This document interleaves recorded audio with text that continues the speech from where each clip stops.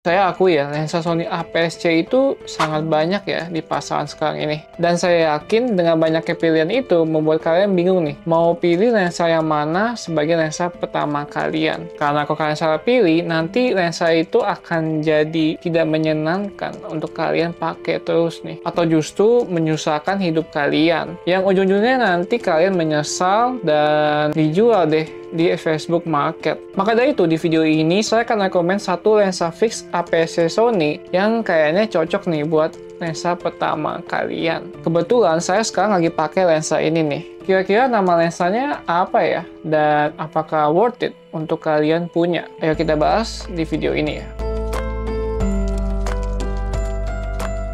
Lensa fix ini cocok buat kalian yang lagi nyari fleksibilitas dan juga ingin eksplor lebih dalam fotografi nih. Ibaratnya lensa ini seperti jembatan antara lensa wide dan lensa tele. Nah, lensa ini di tengah-tengahnya nih teman-teman. Makanya lensa ini cocok buat kalian yang masih ragu-ragu antara pilih lensa tele ataupun lensa wide. Saya sendiri pun setelah beli lensa ini kepincut untuk beli lensa tele, yaitu lensa 50mm Sony. Tapi ternyata itu belum cukup juga nih.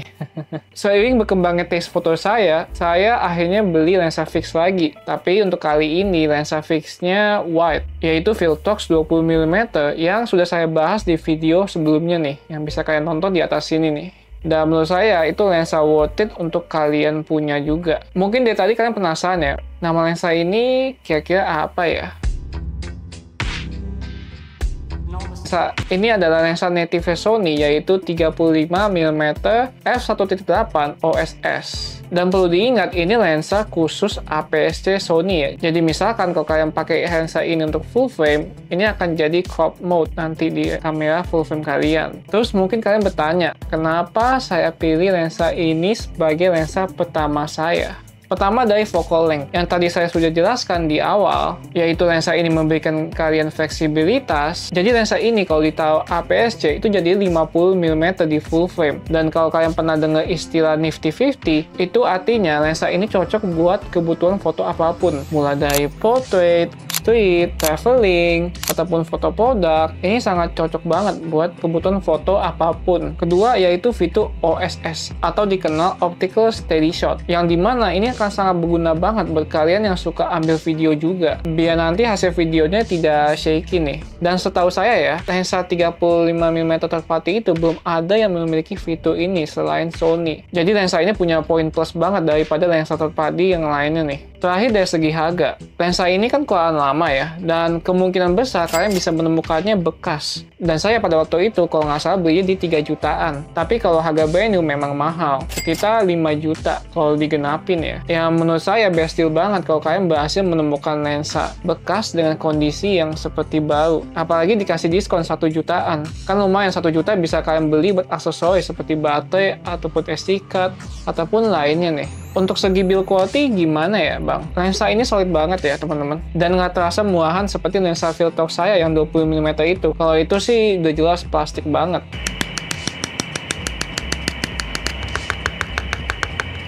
Untuk mount lensanya sudah jelas besi ya. Dan di paket pembelian itu kalian sudah dapat lens hood juga. Jadi pastiin kalau kalian beli bekas harus ada lens hoodnya juga nih. Untuk autofocus jangan ditanya lagi ya. Ini kan lensa Sony native, jadi sudah pasti cepat dan akurat autofokusnya. Untuk chromatic aberration di lensa ini pasti ada, karena wajar juga ini lensa keluaran lama. Dan chromatic aberrationnya juga nggak terlalu parah banget. Kalau kalian penasaran sama hasilnya bisa cek aja nih hasil foto dan videonya juga.